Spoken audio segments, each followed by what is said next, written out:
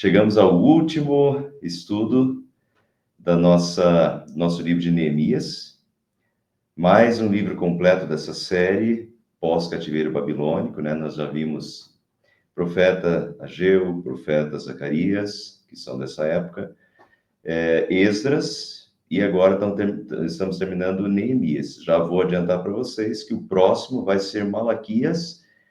Por quê?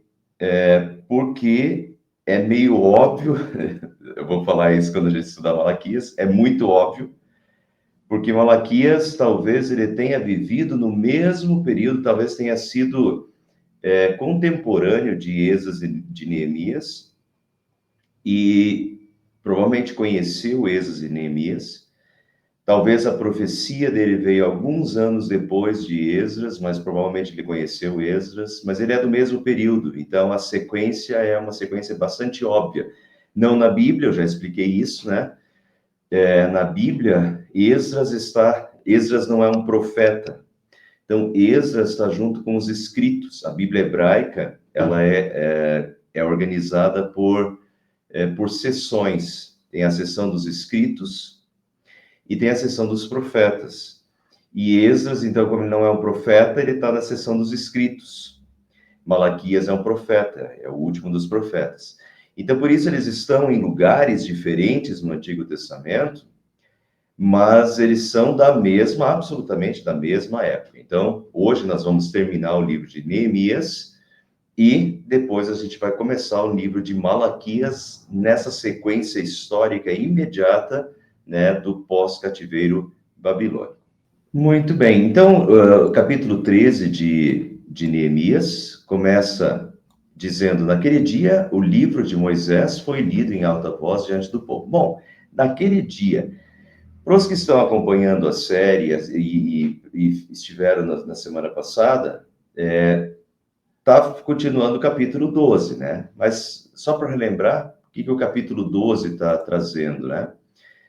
Naquele dia, no dia da dedicação dos muros, todo o capítulo da semana passada, capítulo 12 foi fantástico, né? Quando Esdras, que era o copeiro do rei Artaxerxes da Pérsia, pediu autorização para ir para Jerusalém, para reconstruir os muros de Jerusalém, reconstruiu os muros de Jerusalém em 52 dias, e daí o capítulo 12, que é praticamente o final de Neemias, foi fantástico. Quem perdeu, volta lá e assiste outra hora o capítulo 12, fantástico. Quando Esdras dedica esses muros a Deus e divide a população, faz 2 corais, e cada coral foi para um lado das muralhas, eles contornaram as muralhas andando por cima dos muros, por cima das muralhas recém-construídas, reconstruídas. 2 corais, um para cada lado, metade dos sacerdotes tocando trombeta, tocando outros instrumentos musicais, os sacerdotes tocando os instrumentos atrás dos corais, e depois vindo a população, metade da população para cada lado, e eles circulam cantando, tocando, circulam as muralhas, se encontram no templo, e todos aí celebram um grande culto a Deus no templo. E assim que terminou o capítulo 12. Então, aqui é naquele dia. Em que dia? No dia da dedicação dos muros, quando terminou naquele grande culto a Deus, né, no templo. Então, naquele dia, o livro de Moisés foi lido em alta voz diante do povo. Foi novamente lido, né? Então, só para... Agora que você já sabe que dia é esse, naquele dia o livro de Moisés foi lido em alta voz diante do povo, e nele, no livro de Moisés, achou-se escrito que nenhum amonita ou moabita jamais poderia ser admitido no povo de Deus. Onde estava escrito isso? No livro de Moisés. Em que lugar? Deuteronômio, capítulo 23, versículo 3 a 6, está exatamente isso que Neemias está contando, né? Então, eles viram que achou-se escrito na lei de Moisés que nenhum amonita ou moabita jamais poderia ser admitido no povo de Deus, pois eles, em vez de darem água e comida aos israelitas, tinham contratado Balaão, aquele episódio de Balaão com a mula lá, né, que a mula dá uma lição de moral em Balaão, tinham contratado Balaão para invocar maldição sobre eles. O nosso Deus, porém, transformou a maldição em bênção. Quando o povo ouviu essa lei, então, quando o povo viu essa lei, nesse dia, excluiu de Israel todos os que eram da ascendência estrangeira. Então, aqui, isso remonta lá a Deuteronômio, é uma exigência de Deus. Esses povos, os amonitas e os moabitas, era uma rixa histórica com Israel, desde Josué lá, né?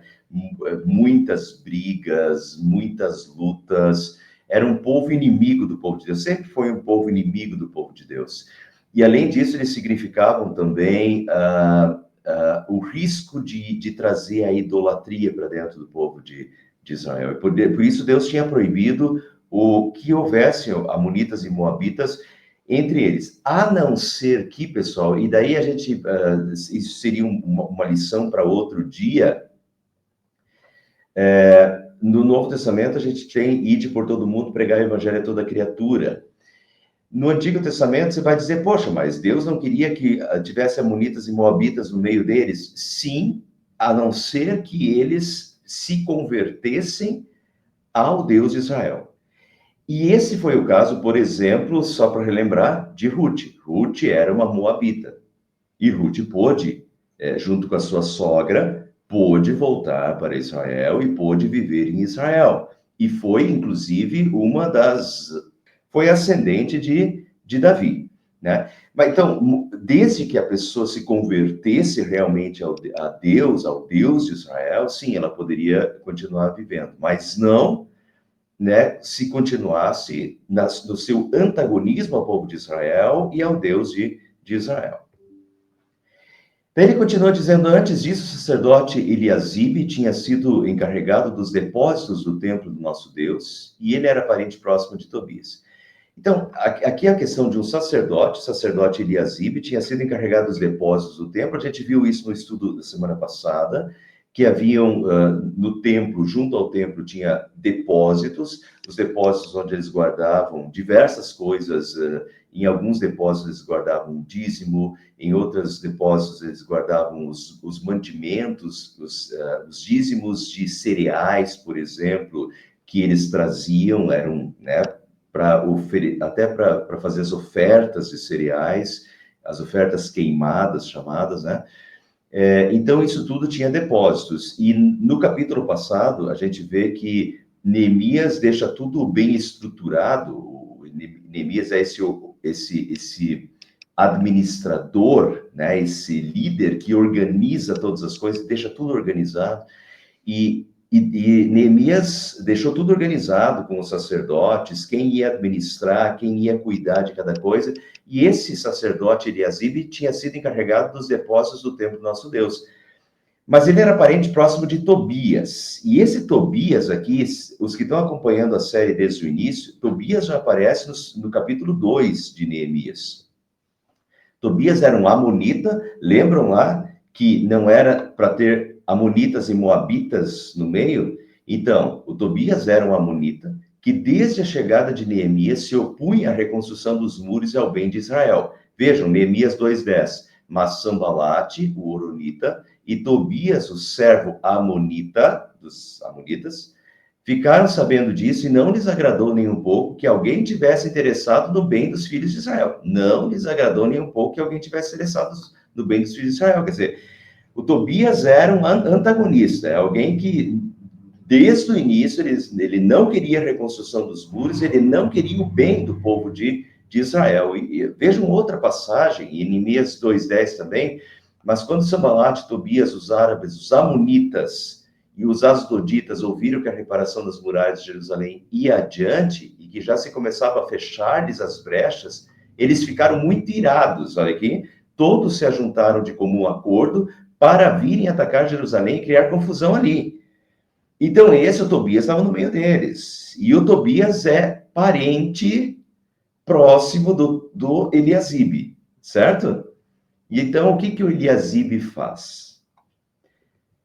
Eliasibe, então, era um sacerdote de Deus, deveria ser um exemplo e preservar os lugares sagrados, mas se corrompeu, deixando um parente, que era inimigo do povo, usar uma sala do templo.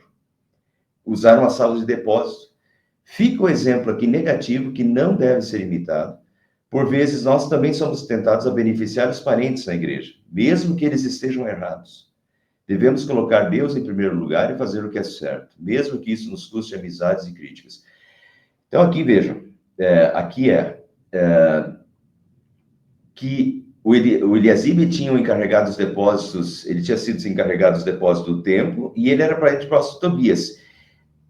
Eu deveria ter colocado a continuação primeiro para depois essa explicação, porque ele cedeu uma das salas dos depósitos pro Tobias.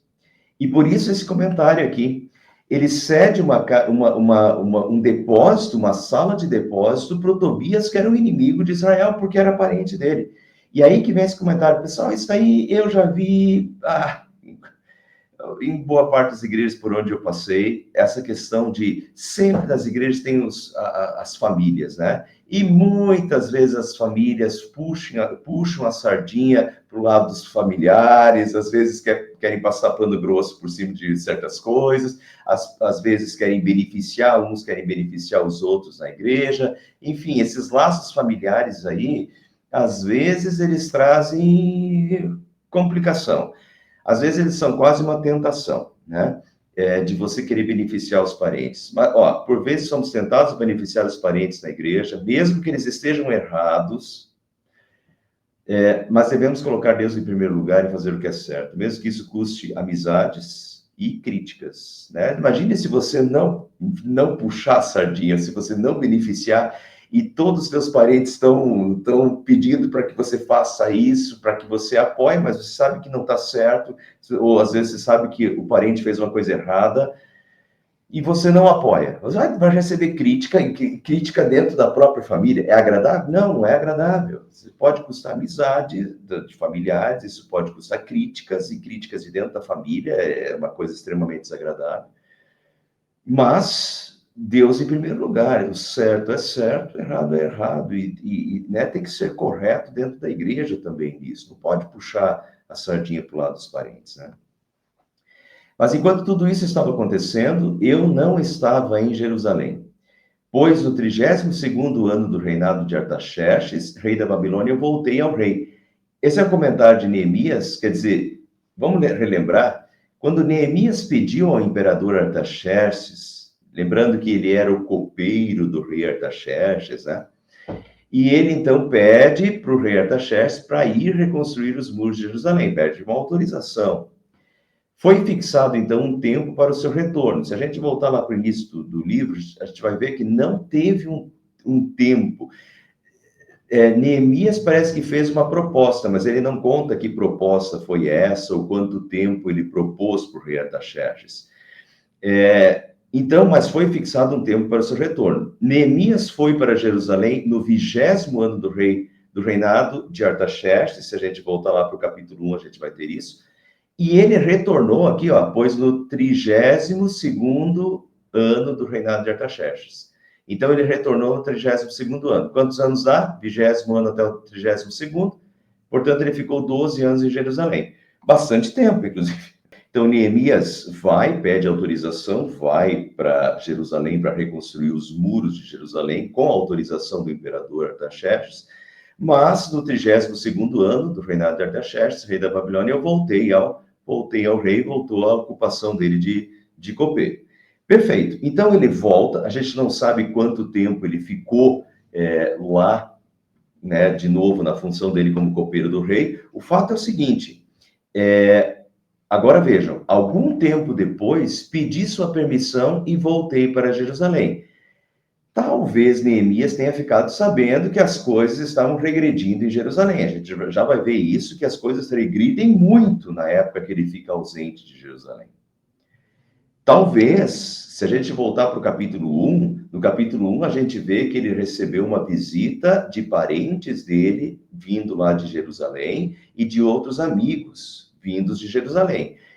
Talvez, então, Neemias tenha recebido notícias lá de Jerusalém que as coisas não iam bem, que as coisas estavam regredindo em Jerusalém. Então, ele novamente pediu autorização para voltar para Jerusalém de novo. E recebeu autorização. Um detalhe aqui, enquanto tudo isso estava acontecendo, eu não estava em Jerusalém. Assim como aconteceu na época dos reis de Israel, quando não há um líder forte, zeloso da lei de Deus, o pecado se prolifera. Pessoal, isso aconteceu, então, em todos os reis. A história dos reis de Israel é essa. Um líder temente a Deus, um líder zeloso da lei de Deus, é um reinado abençoado.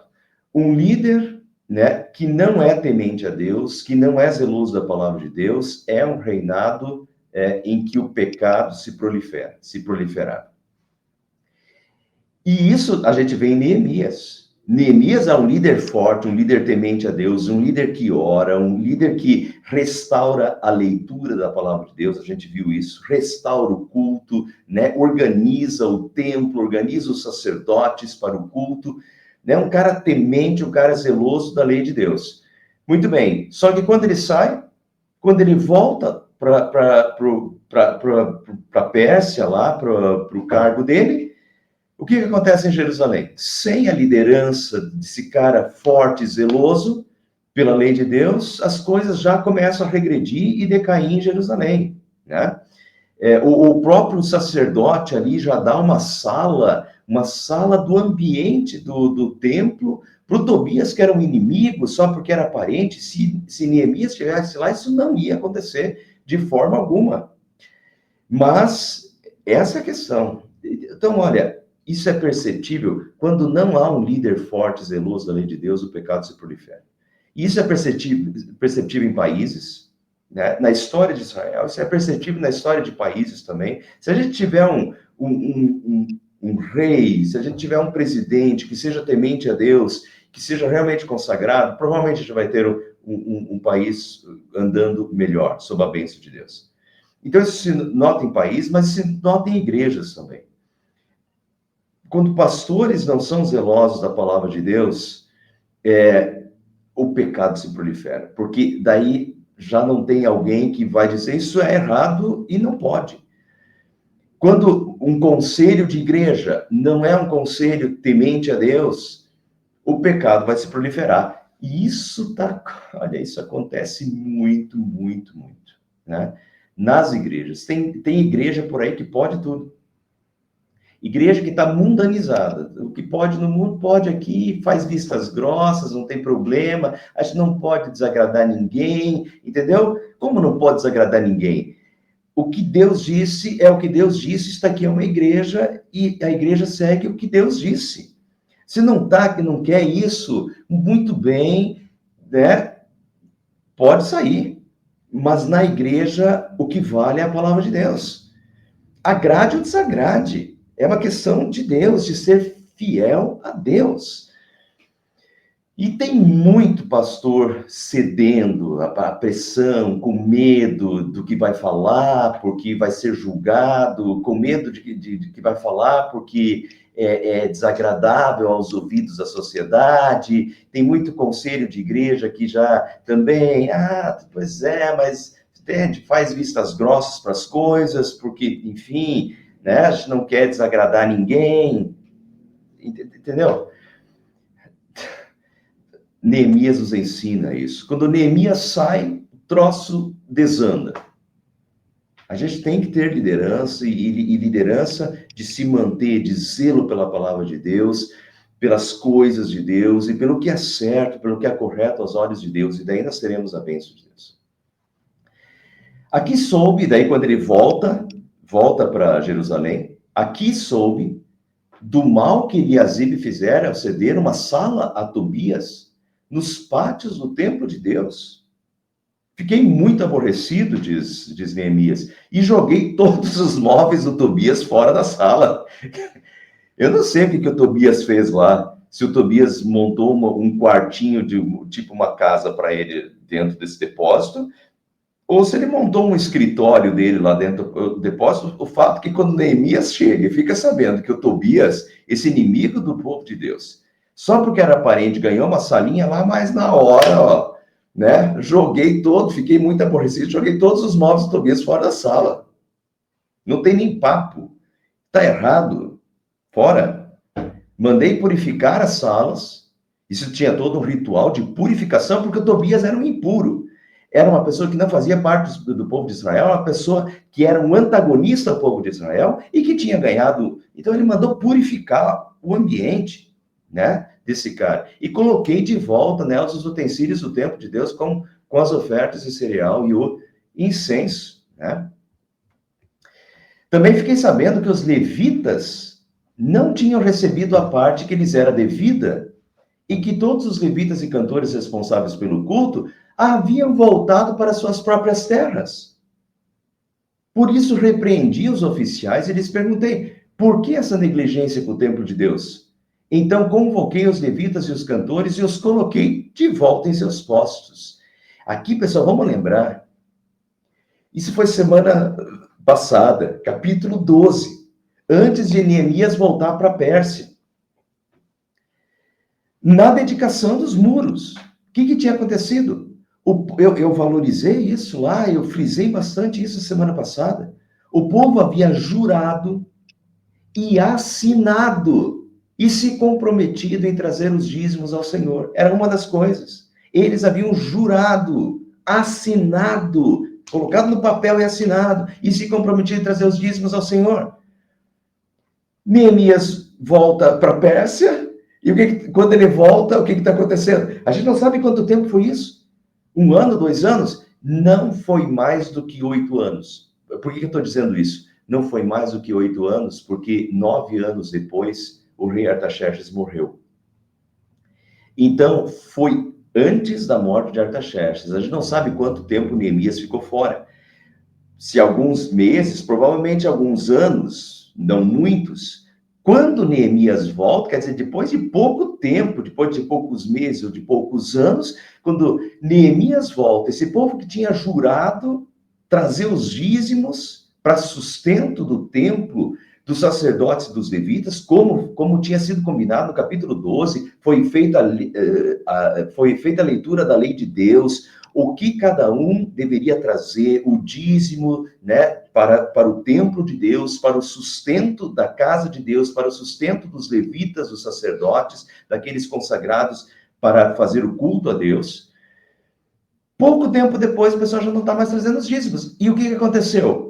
Como o pessoal não trazia mais os dízimos, não trazia mais as suas ofertas, o que aconteceu? Os levitas e os cantores responsáveis pelo culto não tinham com que se sustentar, voltaram para suas próprias propriedades para tentar sobreviver nas suas próprias propriedades. E saíram de Jerusalém. E com isso, não tinha mais cantor, com isso, né, não tinha mais as pessoas para cuidar das diversas funções do templo. Então, o que Neemias faz? Repreendia os oficiais. Oficiais, esse termo aqui, em algumas Bíblias é traduzido como magistrados. Eram aqueles, os líderes, os cabeças. Neemias repreende esse pessoal. E lhes perguntei por que essa negligência com o templo de Deus. Então, convoquei os levitas e os cantores e os coloquei de novo no seu tempo. Organiza de novo as coisas. Quer dizer, como rapidamente as coisas tendem à desordem, à desorganização, né? Na ausência de Neemias, o negócio já desanda tudo de novo. Outra coisa, bastaram alguns anos para que o povo já relaxasse novamente com essas ofertas. Como esse pecado é forte no ser humano. Como isso é forte, né? Falei na semana passada, dizem que a última coisa a ser convertido no ser humano é a carteira dele, é o bolso dele. Como essa tentação de não dar as ofertas, de não dar os dízimos a Deus, para o serviço de Deus, como esse lado humano é forte, né? Como as pessoas são tentadas, como isso desanda rapidamente, esse pecado desanda rapidamente na vida.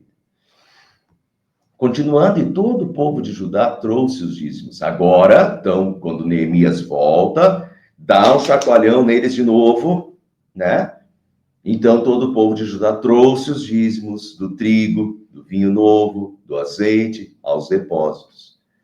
Coloquei o sacerdote Seremias, ele troca o sacerdote. Coloquei o sacerdote Seremias, o escriba Zadok e um levita chamado Pedaías como encarregados dos depósitos.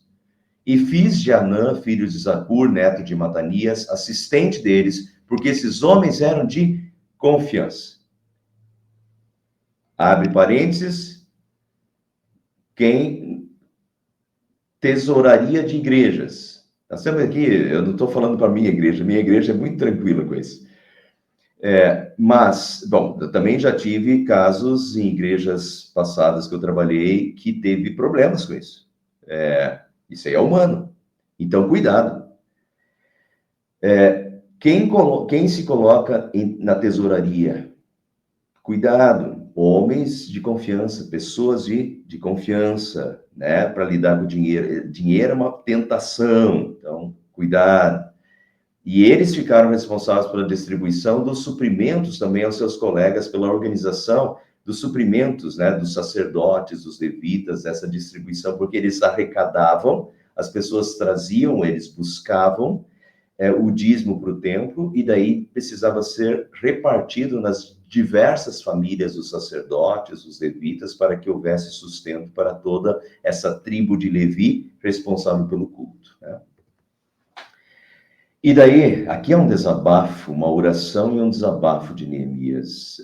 Lembra-te de mim por isso, meu Deus, e não te esqueça do que eu fiz com tanta fidelidade pelo templo do meu Deus e pelo seu culto. Pessoal, isso aqui para mim é um desabafo.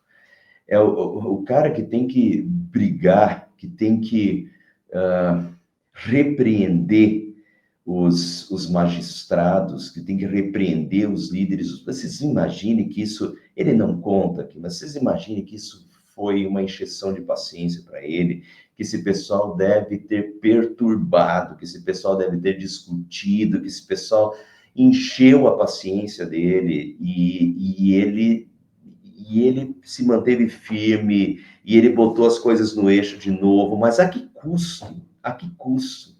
Isso aqui para mim é um desabafo, é uma oração a Deus, que Deus lembre de quanto custou e lembre do que ele fez por Deus. Lembra-te de mim, meu Deus, não te esqueça do que eu fiz com tanta fidelidade pelo templo do meu Deus e pelo seu culto.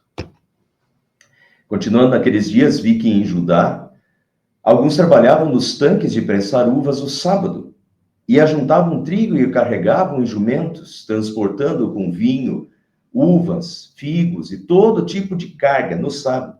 Tudo isso era trazido para Jerusalém, para a capital de Judá, em pleno sábado, uma coisa absolutamente proibida pela lei de Deus. Então, os adverti que não vendessem alimento nesse dia. Isso era terminantemente proibido, o sábado era sagrado, era o dia do Senhor, né? Não podia fazer nada, não podia comercializar nesse dia, não podia trabalhar nesse dia. E aqui o negócio estava completo, né? Isso pouco tempo depois de que Neemias ficou fora. Quando ele volta, o negócio já está desorganizado. O pessoal já não respeita mais o sábado, né? Já está comercializando no sábado, colhendo, fazendo tudo, transportando. Tá, daí ele adverte que não vendesse alimento nesse dia. Continuando, a falta de santificação do dia do Senhor era outro erro recorrente do povo de Israel. Só do povo de Israel? Pessoal, assim como as ofertas era recorrente, em pouco tempo já tinha desandado a questão das ofertas, o pessoal já, de novo, a ganância falava mais forte, as pessoas não traziam seus dízimos mais ao templo. Assim também o sábado, a santificação do dia do Senhor, né? Que sempre foi uma regra desde Moisés, uma regra explícita. Era um dia dedicado ao Senhor, seu Deus. Não trabalharás esse dia, diz lá Êxodo capítulo 20, está lá, terceiro mandamento de Deus, né? Mas as pessoas sempre, em todas as épocas, as pessoas voltam lá, né? De novo, pela ganância, voltam a querer trabalhar nesse dia, comercializar esse dia como se fosse um dia qualquer, como se fosse um dia comum, sem santificar esse dia, né? Então, não é só o problema de Israel, esse é um problema recorrente, né, no cristianismo também, e em todas as igrejas, né? Havia alguns da cidade de Tiro que moravam em Jerusalém, então era povo de fora, de Tiro. Tiro era na Fenícia, né? Então esse povo, esses fenícios, estavam ali em Jerusalém morando. Alguns da cidade de Tiro que moravam em Jerusalém, e que no sábado traziam e vendiam peixes e toda espécie de mercadoria em Jerusalém para o povo de Judá. Então esse povo de fora estava fazendo comércio no sábado, no dia sagrado. Pode? não pode porque está no meio do povo de Israel, está em Jerusalém, capital de Deus, não deveria acontecer em nenhuma cidade, que dirá em Jerusalém, né? Quer dizer, os judeus não deveriam fazer, e também nenhum estrangeiro poderia fazer isso. Diante disso, repreendi os nobres de Judá, e eles disse: como é que vocês podem fazer tão grande mal, profanando o dia de sábado? Por acaso os seus antepassados não fizeram o mesmo? Levando o nosso Deus a trazer toda essa desgraça sobre nós e sobre essa cidade. O que ele está falando? Não foi esses, por acaso os nossos antepassados não fizeram o mesmo, não guardaram o sábado, levando o nosso Deus a trazer toda essa desgraça. Que desgraça? Cativeiro babilônico, destruição de Jerusalém. Neemias estava ali para reconstruir os muros, porque os muros foram destruídos por Nabucodonosor, porque o povo foi infiel a Deus, e Deus permitiu, e Deus usou os babilônios como castigo, como vara nas suas mãos, para castigar o seu povo infiel. Infiel nos sábados também, isso está lá bem descrito nos outros livros do Antigo Testamento, como o povo não guardava mais o sábado. Então, isso Neemias está trazendo. Olha, por acaso os nossos antepassados não fizeram o mesmo, levando o nosso Deus a trazer toda essa desgraça sobre nós, sobre essa cidade? Pois agora, profanando o sábado, vocês provocam maior ira contra Israel. Quer dizer, vocês já deveriam ter aprendido com seus erros. Deus os trouxe de volta do cativeiro babilônico, permitiu que voltasse. Deus tem os abençoado, vocês estão de volta na cidade, reconstruíram o templo, reconstruíram os muros, e agora vocês estão voltando aos seus pecados de novo? Voltando aos seus pecados. Com que rapidez o ser humano volta aos pecados? Volta aos seus pecados, né? Quando as sombras da tarde cobriram as portas de Jerusalém, na véspera do sábado, eu ordenei, diz Neemias, que as portas fossem fechadas e só fossem abertas depois que o sábado tivesse terminado. Ou seja, fechou tudo, né? Para que não houvesse mais comércio no sábado. Coloquei alguns dos meus homens de confiança junto às portas, para que nenhum carregamento pudesse ser introduzido no dia do sábado. Acabou com o comércio.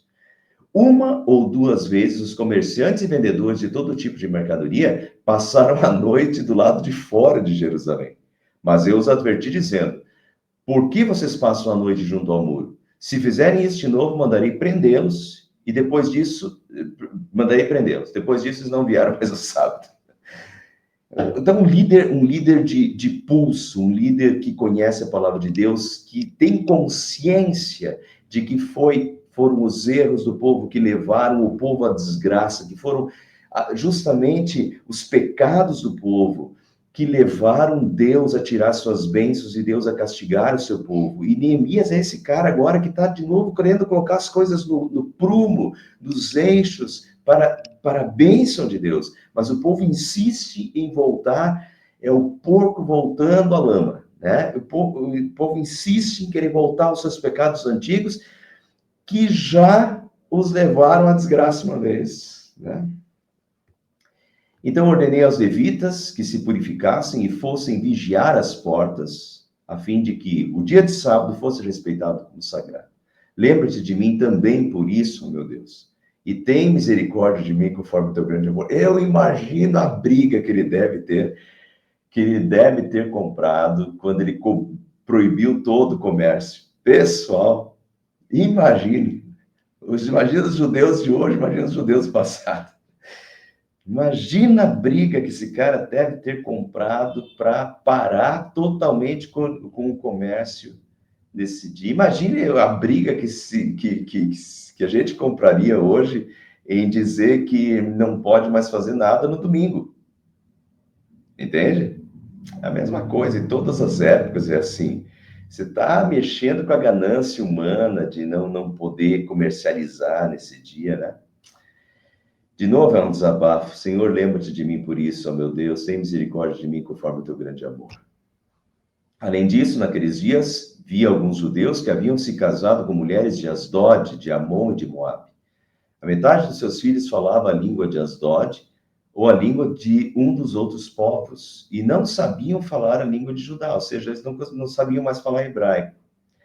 Eu os repreendi e invoquei maldições sobre eles, bati em alguns deles e arranquei os seus cabelos. Aí você pensa assim, puxa vida. Então tá errado isso aqui, tá? vi alguns judeus que haviam casado com mulheres, não era para casar, não era para casar com mulheres de Azod, de Amon, de Moab, não era para casar com mulheres estrangeiras, porque as mulheres levariam eles à ruína. Isso era a lei de Deus. Os filhos deles já nem sabiam falar mais o hebraico. Então, os repreendi, invoquei maldições sobre eles, previstas na lei de Deus, inclusive. Bati em alguns deles e arranquei seus cabelos. Aqui, pessoal, você pensa assim, a princípio nós podemos achar errada a atitude de Neemias. Bati em alguns deles e arranquei os seus cabelos.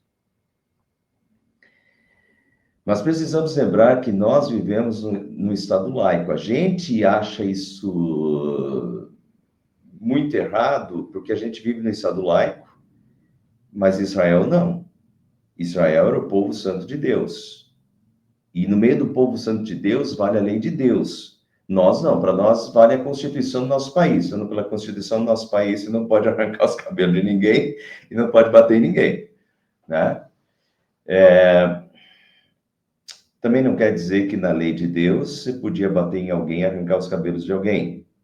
O fato é o seguinte, o que tinha em Israel era o povo de Deus e valem as leis de Deus. É o povo santo, é o povo separado por Deus e para Deus.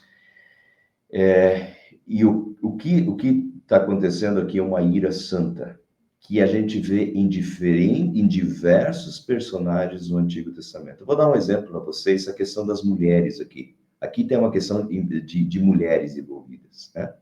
Deixa eu dar um exemplo. Ele falou antes, no mesmo capítulo, Neemias cita o caso de Balaão. Se vocês voltarem para Neemias 22 a 25, depois do caso com Balaão, olha a história que vem em Neemias 25. Essa ira santa de Neemias, motivada pelo zelo a Deus, tem vários outros paralelos bíblicos. Números 25 a 17, diz assim: quando Israel estava em Sitim, o povo começou a prostituir-se com as filhas dos moabitas. Estão vendo que o problema era o mesmo? Estas convidaram o povo aos sacrifícios oferecidos aos seus deuses, e o povo comeu a carne dos sacrifícios e adorou os deuses dessas mulheres. Assim, quando Israel se juntou ao culto a Baal-Peor, essa divindade, né, uma idolatria, né, uma divindade pagã, a ira do Senhor se acendeu contra Israel. A ira do Senhor se acendeu contra Israel. O que aconteceu daí? O Senhor disse a Moisés: reúna todos os chefes do povo e enforque-os diante do Senhor ao ar livre. Vocês estão entendendo o que eu estou dizendo? Esse povo tem a lei de Deus, e esse povo é um povo consagrado a Deus, e não é para ter impureza no meio desse povo. Esse povo é santo. Santo em hebraico significa separado, um povo separado. Não é para ter impureza no meio desse povo. Reúna todos os chefes do povo e enforque-os diante do Senhor ao ar livre, diz Deus. E a ardente ira do Senhor se afastará de Israel. Vocês já vão ver que Deus já tinha matado 24 mil pessoas. Então Moisés disse aos juízes de Israel: cada um mate os homens da sua tribo que se juntaram a Baal-Peor. Vocês estão entendendo? É pena de morte. O povo de Israel é o povo de Deus. Povo de Deus que se afastou de Deus e que está fazendo idolatria e que está fazendo prosperar a idolatria dentro do povo de Deus, morte, ordem de Deus. Cada um mate os homens da sua tribo que se juntaram a Baal-Peor. Naquele momento, eis que um homem dos filhos de Israel trouxe para sua tenda uma mulher medianita, à vista de Moisés e de toda a congregação dos filhos de Israel, enquanto eles choravam diante da tenda do encontro.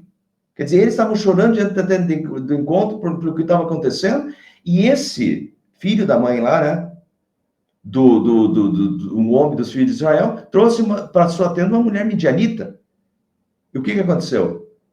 Finéias, quando Finéias, filho de Eleazar, filho do sacerdote Arão, viu isso, levantou-se no meio da congregação, pegando uma lança, seguiu o homem israelita até o interior da tenda, e com a lança atravessou os dois, tanto o homem israelita quanto a mulher midianita.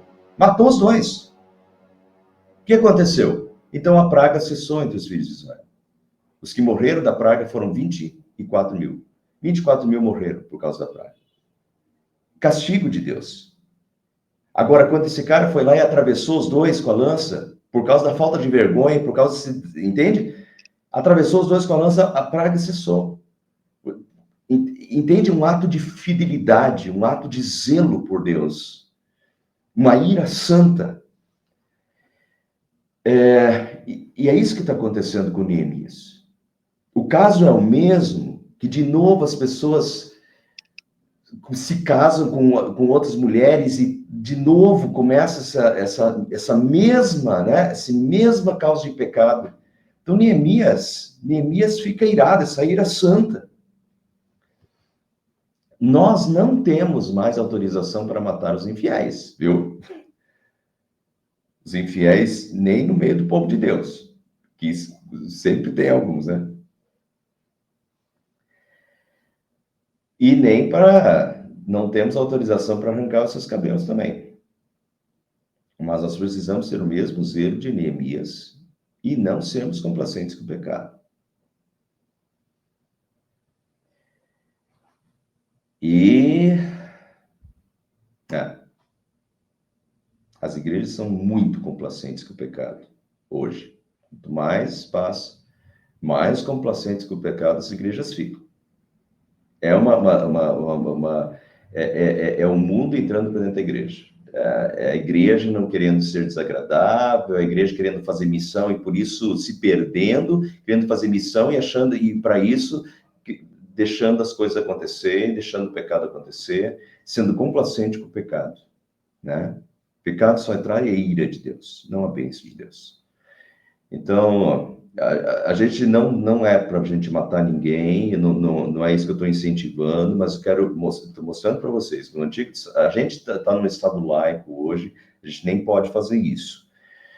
Agora, não vamos julgar que Neemias estava fazendo uma coisa errada. Isso é uma ira santa, é uma coisa, você se revoltar com uma coisa que está acontecendo no meio do povo de Deus, né?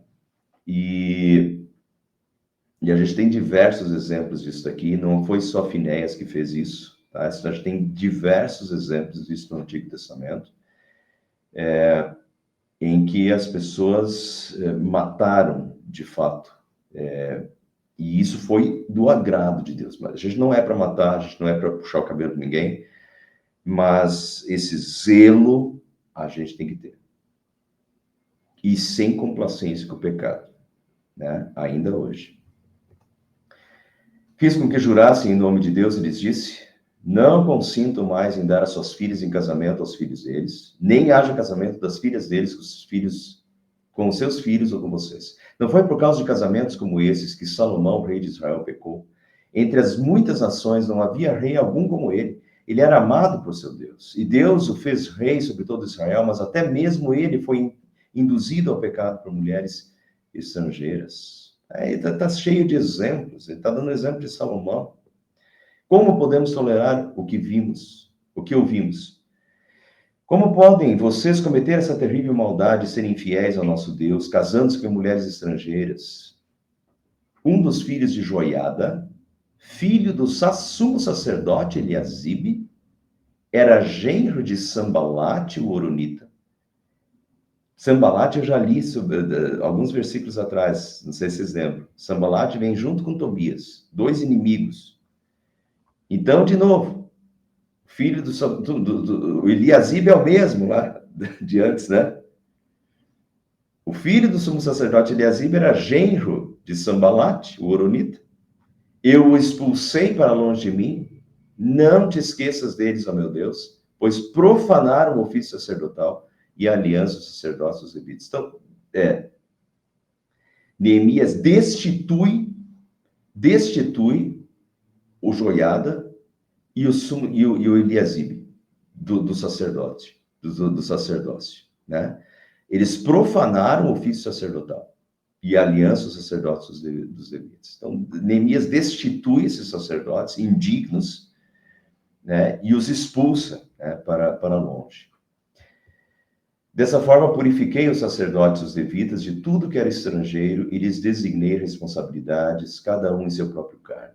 Também estabeleci regras para as provisões de lenha, determinando as datas certas para serem trazidas, ou seja, tudo de novo que ele já tinha feito antes, ele teve que organizar tudo de novo para os primeiros frutos. Em tua bondade, lembra-te de mim, ó meu Deus. E aqui termina o livro. Ele volta para Jerusalém, acha tudo desorganizado de novo, né? De novo o pecado se proliferando. Ele tem que de novo botar em ordem o culto, o templo, os magistrados, chamar atenção, né? E coordenar tudo de novo para que o templo de Deus, para o culto a Deus, para que o povo ande nos caminhos do Senhor e não atraia sobre si novamente a ira de Deus que os fez serem castigados. Algumas conclusões finais. Você acha que Neemias conquistou popularidade com essas medidas? É óbvio que não. Ele foi elogiado ou criticado? Com certeza foi muito criticado, que ele deve ter ouvido, que as pessoas devem ter falado mal dele pelas costas dele. Ele estava fazendo coisas impopulares, né? Ele foi radical. Alguém poderia dizer, Neemias foi... Na época, imagine o povo na época, não teria dito isso de Neemias? Esse cara é um radical, esse cara é muito radical. Ele estava sendo fiel. É a mesma coisa que acontece hoje, uma pessoa que tenta ser fiel realmente a Deus, aí já diz que é radical. Quais são os termos usados hoje? Tem um monte de termo usado hoje aí, né? Que se popularizou. O cara que quer andar certo, é um radical. Ele não é radical, ele era fiel. Às vezes a gente está com medo de ser caracterizado como radical e deixa de ser fiel. Deus em primeiro lugar, pessoal. Fidelidade a Deus, sem complacência com o pecado. Não interessa do que te chamam, seja fiel a Deus. Deus em primeiro lugar na vida, seja fiel a Deus, seja fiel aos princípios de Deus, né? Antes importa obedecer a Deus do que aos homens, né? Força nisso. As críticas recebidas ao buscarmos uma vida de fidelidade e retidão são parte da cruz que o cristão precisa carregar. Tome a sua cruz e siga-me, diz Jesus. Faz parte. Isso é cruz. A cruz são todos os sofrimentos que vêm por você ser cristão. Por você estar seguindo a Deus, de fato. Por você estar falando de Deus. Por você estar seguindo a Deus. Você está fazendo a vontade de Deus. E daí vem perseguições, vem críticas, vem desde coisas mais de uma crítica, uma acusação, até coisas piores, como prisão e morte, né? Mas isso é a cruz. Neemias se mostra no livro dele um cara fiel, um cara zeloso da palavra de Deus, né? Sem complacência com o pecado, que realmente quer fazer a vontade de Deus e coloca isso em primeiro lugar. Que assim sirva de exemplo para a gente. É maravilhoso estudar Neemias por causa disso. A gente vê e a gente acha que a gente ganha força com Neemias. Ganha força para dizer, não, o que é certo, o que é errado, e eu preciso fazer o certo, eu preciso buscar o certo, e eu quero que a minha igreja faça o certo, e eu quero que a minha igreja ande no caminho certo. E não existe bênção sem seguir a palavra de Deus. Então, se Deus diz que é errado, se a Bíblia diz que é errado, né? Desagrade a quem desagradar. Vai ter inimigos? Vai ter críticas? Muitas. Tristes, mas é muitas. Tome a sua cruz e siga-me. E com que rapidez, outra coisa desse capítulo, com que rapidez e facilidade as pessoas voltam aos pecados. A gente vê isso, né? Em pouco tempo que Neemias fica fora, o negócio já desanda. Com que rapidez e facilidade as pessoas voltam aos pecados? Enganoso é o coração, mais do que todas as coisas, desesperadamente corrupto. O coração humano é desesperadamente corrupto. Em pouco tempo ele regride, ele volta de novo a estaca zero. Uma coisa que eu já preguei sobre isso aqui na minha igreja é a questão da entropia religiosa. Entropia é um conceito da termodinâmica que vale para o universo, mas também vale para os diversos sistemas. O pressuposto é que as coisas caminham da ordem para a desordem. No universo, as coisas caminham da ordem para a desordem, e nos sistemas também, nas empresas. As empresas também caminham da ordem para a desordem.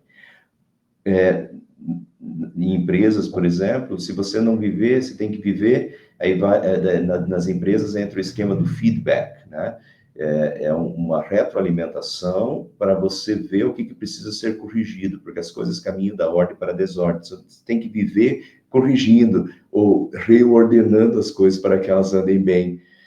E assim isso vale para todos os sentidos e também vale para o sentido espiritual e religioso. O pecado é a causa da entropia religiosa e o pecado gera desordem e causas. Bem, isso é a história do povo de Deus do Antigo Testamento.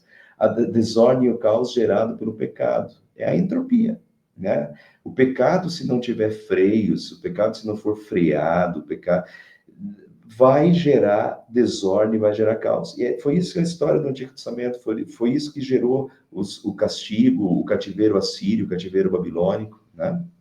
E é isso assim na vida também. Como deter a entropia? Vivendo em comunhão com Deus, lendo a palavra de Deus. Neemias mostra fidelidade à palavra de Deus. Neemias restaura a leitura da palavra de Deus, né? A importância de conhecer a palavra de Deus, de meditar na palavra de Deus e ouvir e praticar a palavra, né? Não é só ouvir, mas é ouvir e praticar, colocar em prática na vida. Então, lendo a palavra e sendo corrigido, iluminado, fortalecido e tudo mais que a palavra causa na nossa vida por ela. Toda a escritura é inspirada por Deus e útil para o ensino, para a repreensão, para a correção e para a educação na justiça. A palavra de Deus, inspirada por Deus, nos ensina, nos repreende, e quando a gente entende essa moral da entropia religiosa, quando a gente entende que enganoso é o coração, mais do que todas as coisas, e desesperadamente corrupto, que o meu coração é desesperadamente corrupto, a gente entende que o meu coração desesperadamente corrupto tende à desordem, tende ao caos, tende ao pecado. Então, quanto mais eu entendo que o meu coração é desesperadamente corrupto e tende à entropia, ao caos e à desordem, mais eu preciso da palavra de Deus, que me repreende os meus erros, mostra os meus erros, mostra onde eu estou errado, me corrige e me educa na justiça, me educa e me ensina no caminho de Deus, no caminho certo, no caminho da vida, no caminho da bênção. Então é super necessário como evitar a entropia. Então Malaquias talvez tenha sido contemporâneo de Neemias, ou vivido pouco tempo depois dele, e se em Neemias nós temos a perspectiva de um homem fiel sobre o que estava acontecendo com o povo de Deus, Malaquias é um profeta, é a voz de Deus. Então Malaquias temos a perspectiva divina, o que Deus está vendo, o que Deus está achando e o que Deus fala, como Deus sentia e via o que estava acontecendo. Então não percam, daqui 3 semanas a gente começa o livro de Malaquias.